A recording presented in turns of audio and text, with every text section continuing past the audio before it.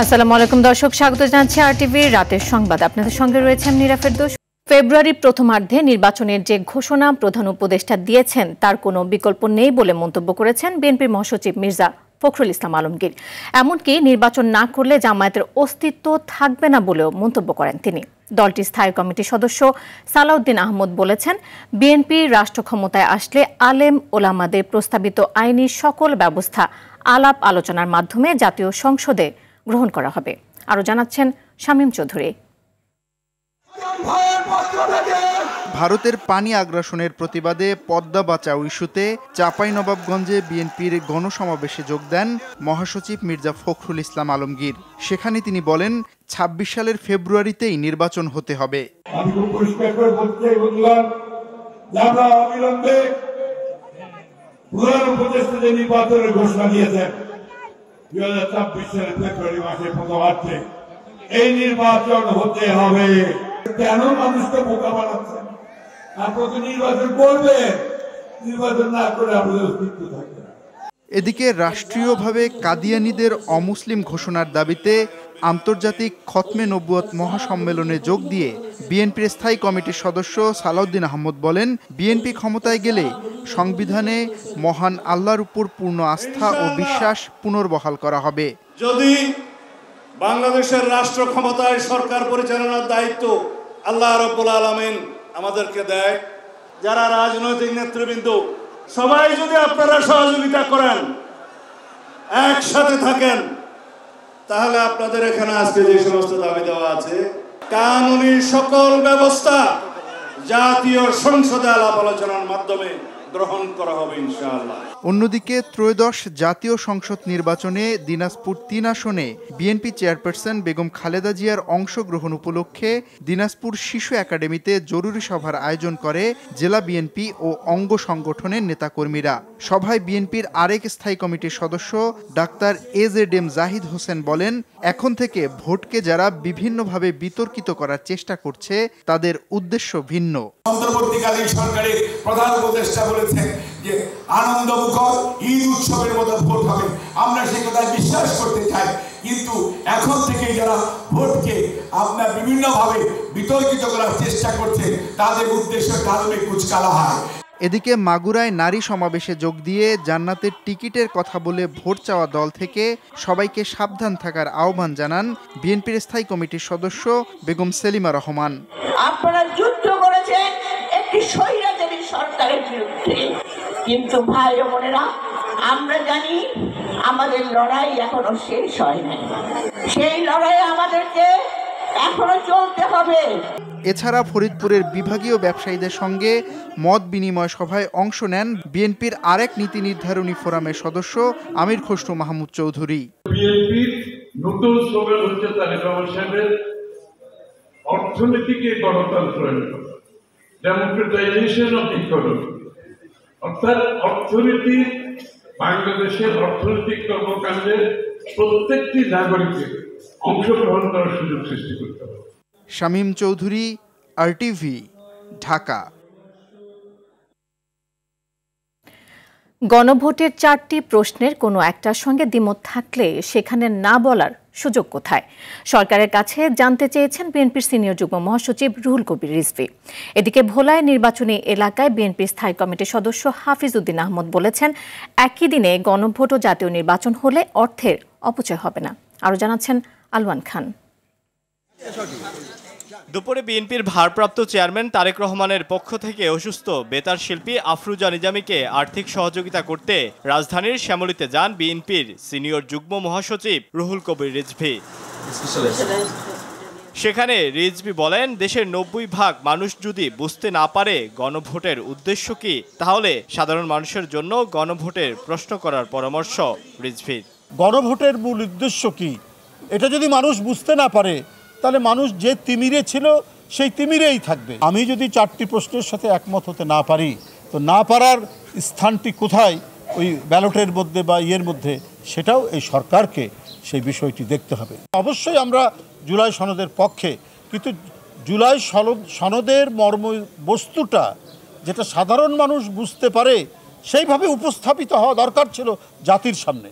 ভারত থেকে বিপুল অর্থে দেশে নাশকতা তৈরির চেষ্টা করছে আওয়ামী লীগ। শেখ হাসিনার বিচারের বিষয় আদালতের, মানুষ হত্যার সুষ্ঠু বিচার চায় বলেও জানান রিজভী। এদিকে ভোলায় অর্থ অপচয় রোধে গণভোট ও জাতীয় নির্বাচন একই দিনে করার পরামর্শ দিয়েছেন বিএনপির স্থায়ী কমিটির সদস্য মেজর হাফিজ উদ্দিন আহমদ।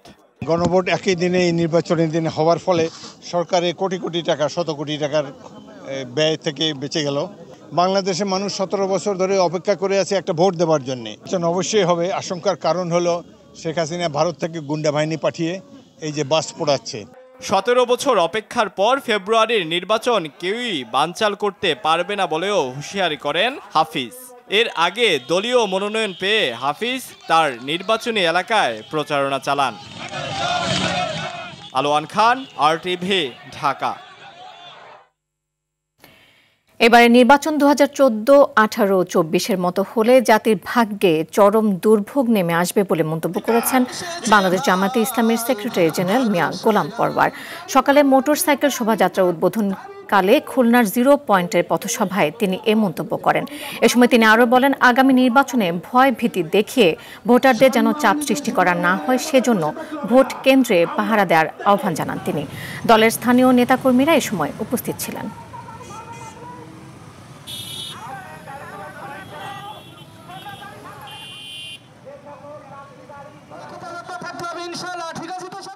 এবারের নির্বাচন যদি 14, 18, 24-এর মতো নির্বাচন হয়, জাতির ভাগ্যে দুর্ভোগ নেমে আসবে।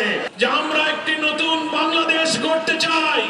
ভোট কেন্দ্রগুলো পাহারা দেবেন, ভোটারদের জন্য ভয় ভীতি কারো টাকা দিয়ে প্রচন্ড চাপ সৃষ্টি করা না হয়। প্রত্যেক দল এবং প্রার্থী সমান সুযোগ দিয়ে যেন নির্বাচনী কাজ করতে পারে। জুলাই সনদ গণভোটকে ঘিরে চলমান রাজনৈতিক বিভ্রান্তির বিষয়ে উদ্বেগ প্রকাশ করেছেন জাতীয় নাগরিক পার্টি NCP সদস্য সচিব আক্তার হোসেন। শনিবার বিকেলে রাজধানীর ফার্মগেটে বাংলাদেশ কৃষি গবেষণা কাউন্সিলে জাতীয় কৃষি দিবস উপলক্ষে আয়োজিত এক সেমিনারে তিনি বলেন, সাংবিধানিক সংস্কার আদেশে এখনো কিছু অস্পষ্টতা রয়েছে এবং কিছু রাজনৈতিক দল গণভোটের ফলাফলের বাধ্যবাধকতা নিয়ে প্রশ্ন তুলছে। আক্তার হোসেন আরও বলেন, জনগণের ম্যান্ডেট অস্বীকার করলে জনগণ প্রত্যাখ্যান করবে।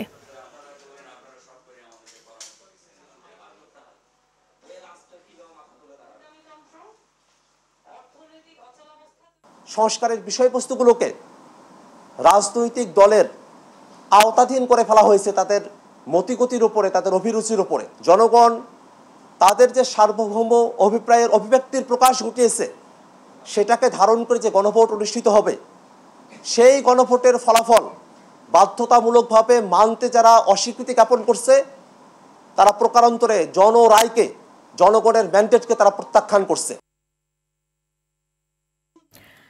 আগের মজলুমরা এখন জালিমে পরিণত হয়েছে বলে মন্তব্য করেছেন তথ্য ও সম্প্রচার উপদেষ্টা মাহফুজ আলম।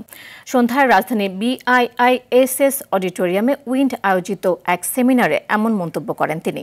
মাহফুজ বলেন, জুলাইয়ের রাষ্ট্রীয় ফ্যাসিবাদ উৎখাত হলেও রয়ে গেছে সামাজিক ফ্যাসিবাদ। অন্তর্বর্তী সরকারের সময় প্রথম 8 থেকে 9 মাসে 2 শতাধিক আন্দোলন হলেও কোনো রাজনৈতিক দল সরকারের পাশে দাঁড়ায়নি বলেও অভিযোগ করেন মাহফুজ আলম।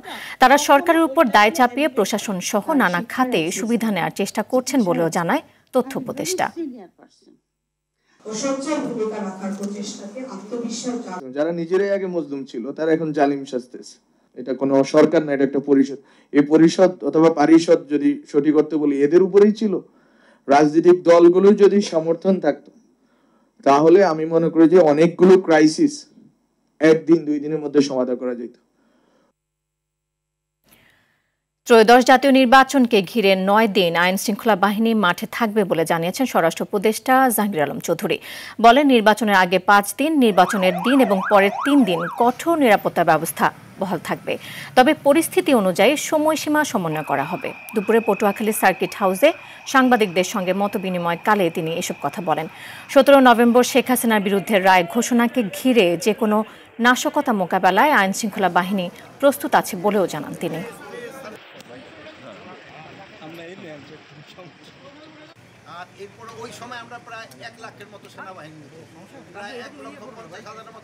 যারা নির্বাচনে যাবে, তারা দেশ নির্বাচনমুখী হয়ে যাবে সেই সময় কোনো সমস্যা নেই। আমার মনে হয় তারা অলরেডি নির্বাচনমুখী হয়ে গেছে, যেহেতু সবাই তাদের মোটামুটি তাদের প্রার্থীটা কিন্তু ডিক্লেয়ার করে ফেলছে অনেকেই। তো যেহেতু ডিক্লেয়ার করে ফেলছে তারাও কিন্তু অলরেডি ইলেকশনের মুডে চলে আসছে, এই জন্য কোনো ধরনের কোনো সমস্যা হবে না, নির্বাচন খুব শান্তিপূর্ণভাবে হয়ে যাবে। লক্ষ্মীপুরের চন্দ্রগঞ্জে আধিপত্য বিস্তারকে কেন্দ্র করে আবুল কালাম জহির নামে এক বিএনপি নেতাকে কুপিয়ে হত্যা করেছে দুর্বৃত্তরা। রাতে সদর উপজেলার পশ্চিম লতিফপুর গ্রামে এই হত্যাকাণ্ড ঘটে। তিনি চন্দ্রগঞ্জ ইউনিয়নের ৮ নং ওয়ার্ড বিএনপির সাধারণ সম্পাদক ছিলেন।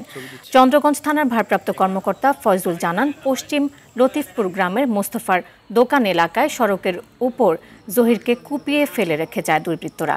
এতে ঘটনাস্থলেই তার মৃত্যু হয়।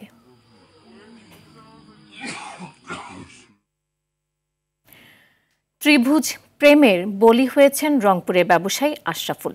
বন্ধু জরেজের প্রেমিকা শামীমার সঙ্গে শারীরিক সম্পর্ক করতে চাইলে রাগের মাথায় খুন করেন জরেজ। জরেজকে গ্রেফতারের পর এমন তথ্য দেন ডিবি প্রধান। জানান, শামীমার সাথে আশরাফুলের প্রেমের সম্পর্ক জেনে যাওয়ায় এই খুন। অন্যদিকে প্রেমিকা শামীমাকে গ্রেফতার করে র্যাব ৩। বিস্তারিত সাকিবুর রহমানের রিপোর্টে। এ যেন ত্রিভুজ প্রেমের গল্প। জরেজ আর শামীমার মধ্যে প্রেমের সম্পর্ক।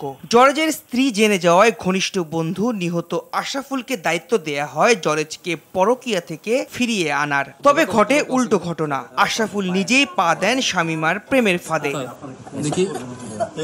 11 নভেম্বর 3 জন মিলে শনির আখড়ায় এক রুমের বাসা ভাড়া নিয়ে সেখানেই আশরাফুল মিলিত হতে চায় শামীমার সঙ্গে। সেখানেই বাদ সাধে জরেজ। এরপর রাগের মাথায় হত্যা করে আশরাফুলকে।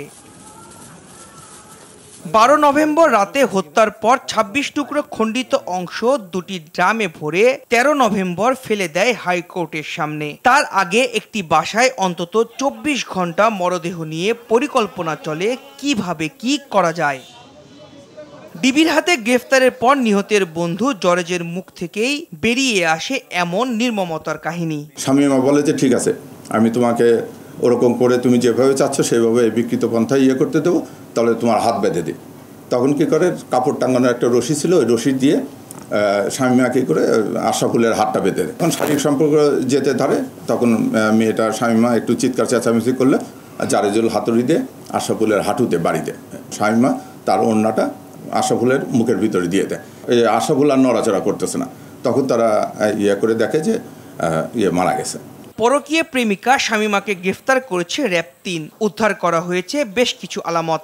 3 লক্ষ টাকা সে পাবে এবং জরেজ এই ব্ল্যাকমেইলের মাধ্যমে 7 লক্ষ টাকা পাবে এবং পরবর্তীতে এই টাকা দিয়ে সে মালয়েশিয়ায় গমন করবেন। এই মহিলাকে দিয়ে 1 মাস তাকে একটা হানি ট্র্যাপের মতে ব্যবস্থা করে এবং আশরাফুলকে প্রভোগ করেছে যেন সে ঢাকায় আসে এবং এরকম একটা পরিস্থিতির শিকার হয়। র্যাব জানিয়েছে 2 সন্তানের জননী সৌদি প্রবাসীর স্ত্রী শামীমার সঙ্গে জরেজুলের বিবাহ বহির্ভূত সম্পর্কের কথা জানানোর পর আশরাফুলও জড়িয়ে পড়েন একই সূত্রে। আর মালয়েশিয়া প্রবাসী জরেজুল অবশেষে হানি ট্র্যাপ করে 10 লাখ টাকা হাতিয়ে নিতে অন্তরঙ্গ মুহূর্তের ভিডিও ধারণের পর এমন হত্যাকাণ্ড ঘটায়। সাকিবুর রহমান, RTV, ঢাকা। বরিশালে ভাড়া নিয়ে দ্বন্দ্বে বিএম কলেজে শিক্ষার্থী ও পরিবহন শ্রমিকদের মধ্যে সংঘর্ষের ঘটনা ঘটেছে। এ সময় উভয় পক্ষের অন্তত 30 জন আহত হয়েছেন। সন্ধ্যায় নগরীর কেন্দ্রীয় বাস টার্মিনাল নথুল্লাবাদে এই ঘটনা ঘটে। বিক্ষুব্ধ শিক্ষার্থীরা কয়েকটি বাস ভাঙচুর করে এবং টায়ার জ্বালিয়ে রাস্তা অবরোধ করে। এতে বরিশাল থেকে কুয়াকাটা রুটে প্রায় 2 ঘন্টা বন্ধ থাকে যান চলাচল। রাত 9টার দিকে পুলিশ ও সেনাবাহিনী পরিস্থিতি নিয়ন্ত্রণে আনে। প্রত্যক্ষদর্শী জানান, বিএম কলেজের কয়েকজন শিক্ষার্থীর অর্ধেক ভাড়া দিতে চাওয়া নিয়ে বাসের সুপারভাইজারের সঙ্গে বাকবিতণ্ডা থেকে এই সংঘর্ষ শুরু হয়।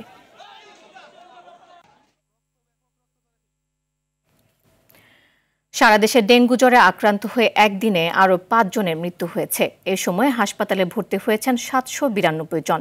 স্বাস্থ্য অধিদপ্তরের হেলথ ইমার্জেন্সি অপারেশন সেন্টার ও কন্ট্রোল রুম থেকে পাঠানো ডেঙ্গু বিষয়ক সংবাদ বিজ্ঞপ্তিতে এ তথ্য জানানো হয়েছে। এ নিয়ে চলতি বছর ডেঙ্গুতে মৃতের সংখ্যা বেড়ে 331 জনে এবং শনাক্ত রোগী বেড়ে 858 জনে দাঁড়ালো। স্বাস্থ্য অধিদপ্তর জানিয়েছে, গত 24 ঘন্টায় যারা ডেঙ্গু আক্রান্ত হয়ে হাসপাতালে ভর্তি হয়েছেন তাদের মধ্যে ঢাকার উত্তর সিটি কর্পোরেশনের 226 জন, ঢাকা দক্ষিণ সিটি কর্পোরেশনের 121 জন, মৃত 5 জনই ঢাকা উত্তর সিটি কর্পোরেশন এলাকার বাসিন্দা।